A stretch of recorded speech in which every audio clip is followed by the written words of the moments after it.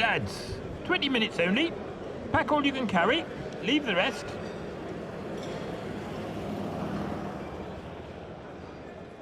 Dearest mother. My hand is shaking. Is it the cold and wet, or is it fear? What is happening to us? The young lads think of it as a bit of a game, but us older ones can't take our minds off the death and the killing. Have I killed anyone? I've certainly used my rifle enough. I just want to go home and get back to my garden. How is Mother coping with this? I don't know. My skin crawls, and I just can't get used to the filth and discomfort.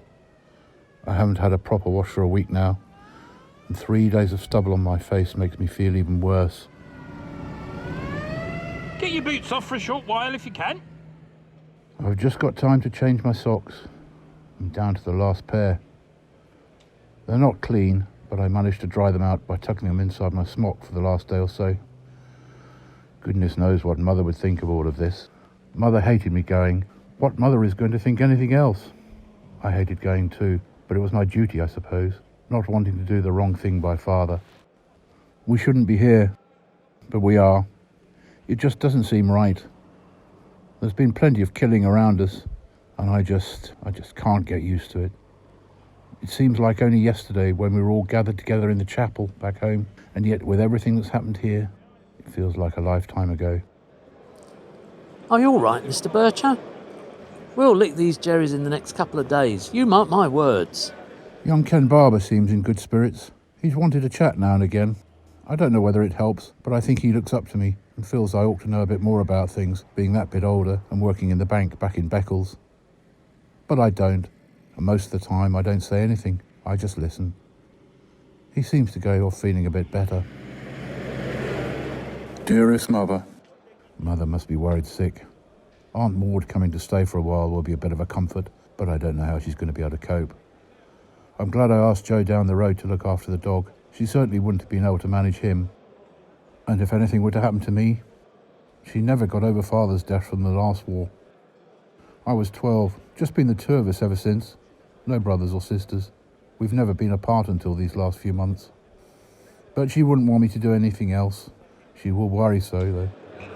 God almighty, look at me feet. Bleeding red raw.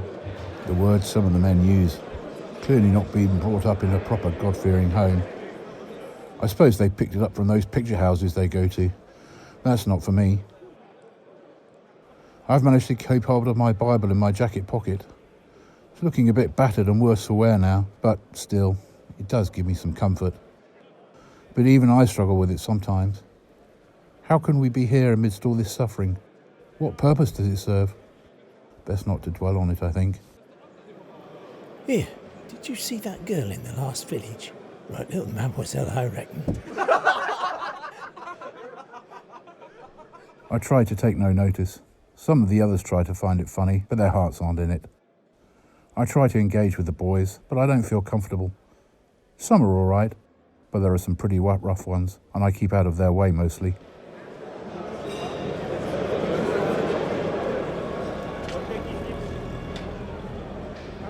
Dearest Mother, I'm really well and keeping out of trouble.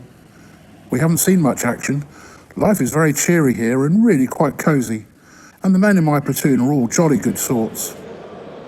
Well, what else can I tell her?